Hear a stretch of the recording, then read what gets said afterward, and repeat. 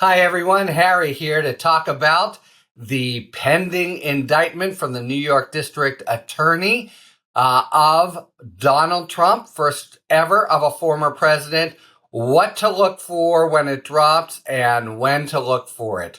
Let's start with the when. Now, we've heard that Trump was invited to testify. We've heard that he declined to do so. No surprise he could decline. There's no way he could help himself. The die is cast here. And of course, he's liable to commit perjury and everything but his name and maybe that as well. So it would be a fool's errand that he won't take.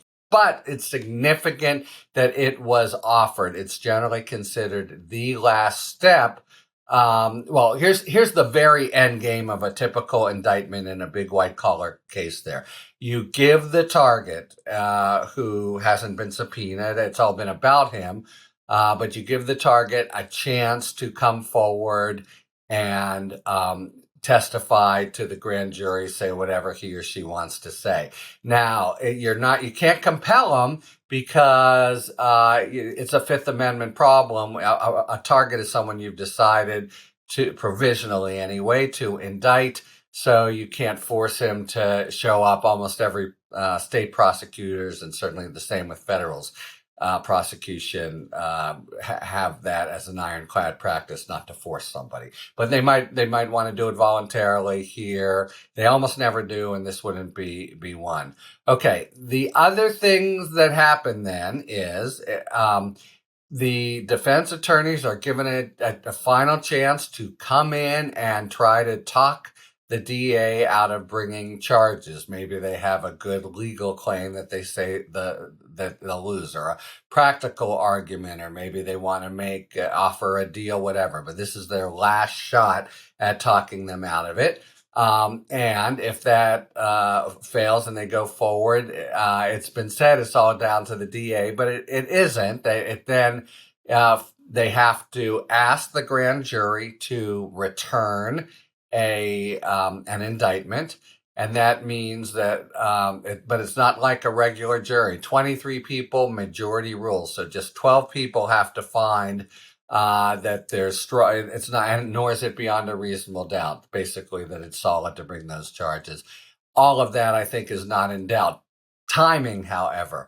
The Trump lawyers let slip yesterday, or maybe on purpose, that they had already recently been in to dissuade the DA from bringing charges. That also was always going to be a vain mission. And Michael Cohen, the star witness, the one who comes last, both for maximum impact, but more importantly for consistency with the 7 or so witnesses who have preceded him. His testimony is done. The presentation to the grand jury is done. And since there's already been the effort by the lawyers to talk Bragg out of it, all that's left is for the prosecutors to ask the grand jury to vote on what's a true bill, an indictment. And that could happen now almost any minute. If Cohen's testimony, which recommences this afternoon, Wednesday afternoon, goes short, because they meet for 3-4 hours, you can imagine the DA asking for it then. If it goes long, then you would think it would be the next time they meet, and they meet on Monday and Wednesday afternoons.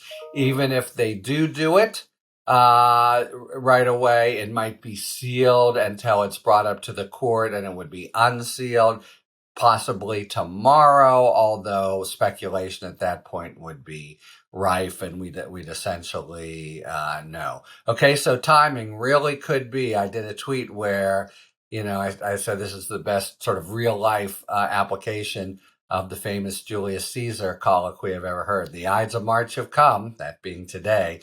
I, Caesar, but not gone. So the first possible minute where this could all happen would be at the end of the day on Wednesday. I wouldn't make it the first choice, but something to be aware of, because everything else the decks have been cleared. All right, that's the when you need to really win. What about the what? Here's the number one thing that people are going to be looking for to see how Bragg has done this in the indictment. Two challenges, basically, for Bragg, in contrast to the case that he basically decided not to bring over a year ago when he first came into office. The first is if Michael Cohen's testimony is, needs shoring up, needs corroboration, what has he done to make that happen? And the indictment will, likely reveal that. But we have testimony from Hope Hicks that looks like it does corroborate. David Pecker from the National Enquirer. Remember, Stormy Daniels surfaces and they first try to kill it, as they had a previous one with the Enquirer. But Pecker says, no, you pay her this time. And that's when the phony $130,000 payment happened. So that's the first. What about corroboration? Then there's this legal thing that people are going to be talking about. It's a little rough sledding, but if you just tune into for the next minute or so, you'll understand it. The misidentification of a business document, which they did here, it was for hush money, but they characterized it falsely as money to retain Michael Cohen. That's a misdemeanor. And provides for a very small, usually wouldn't be any penalty, etc. It's a sort of slap on the wrist. But if it's done for and combined with another crime, it can be a state or federal crime, although that has to be, established in New York, but it looks like it can be. It can be a misdemeanor or a felony. Then if the misidentification is done to try to promote that and make that happen, now you have a felony. Now you have the possibility of a sentence, of years, even if it's much reduced, a sentence of a year, say. To do that, you need another crime. And so the thing you should look for as soon as the indictment comes out, what other crime are they charging? Here's the one that everyone is focused on. The crime is a violation of campaign laws that give limits on how much you can contribute, and also have the requirement of certain transparent, not complete, but transparent paperwork. So here the idea would be the $130,000 payment to Michael Cohen was a campaign contribution, because it was, you needed to buy her off because the election was right around the corner. He had endured the Access Hollywood scandal, and this was something you needed to do for the campaign. Okay, that kind of crime has not been tested yet in the court, so that would be the big pretrial litigation that would come up. And on the facts, Trump, at least way back when, said, it didn't have anything to do with the campaign. It was to spare the feelings of Melania.